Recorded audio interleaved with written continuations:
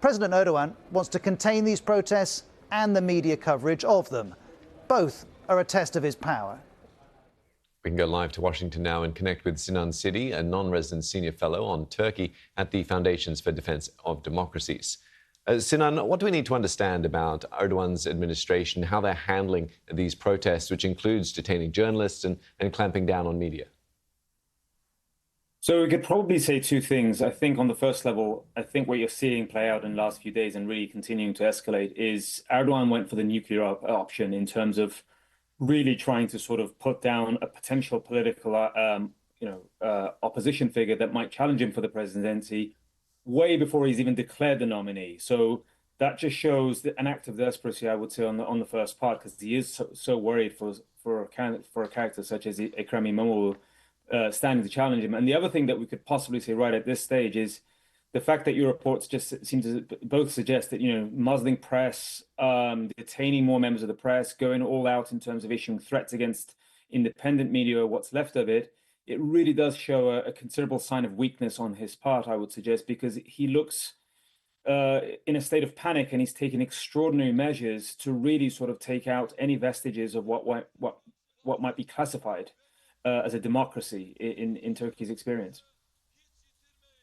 Well, help us understand President Erdogan's position then. He's been in office for over 2 decades. Is he at a particularly vulnerable stage in his political career?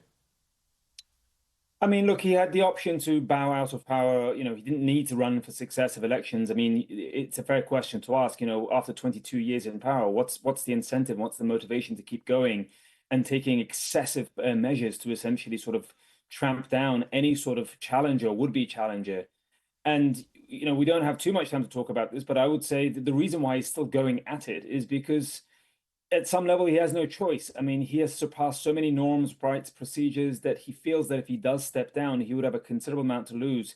He's in significant legal and judicial jeopardy, simply because he fears that prosecutors and law enforcement officials would come after him and his family and the highest echelons of his government for abuse of power, corruption, which has just been swelling up and building up.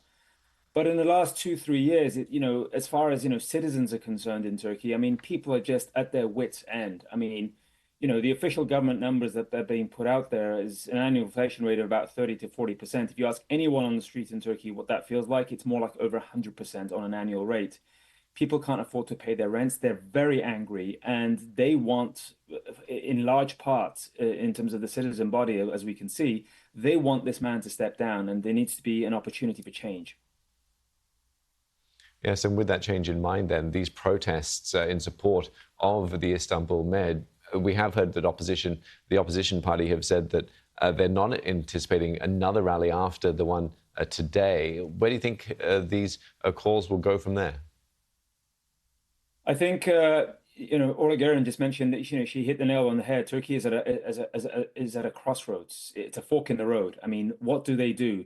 I mean, one part of me thinks I've seen these sort of, uprisings before in Gezi, a protest in 2013 when Erdogan was first popularly challenged by people, but that sort of got petered out, and the people who participated in that did not anticipate such a heavy crackdown.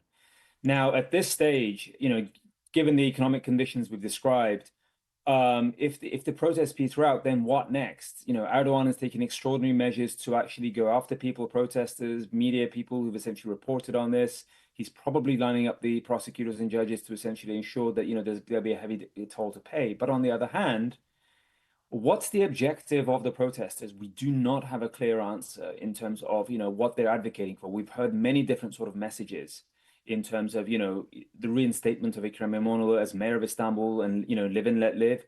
Others have been chanting along the lines of down with Erdogan, the dictator. I mean, the problem is Turkey has a very sort of, weak civil society backbone at this point, mainly because this government has done its best to essentially sort of tear apart in the last 20 years. So there's not a lot of civilian organization.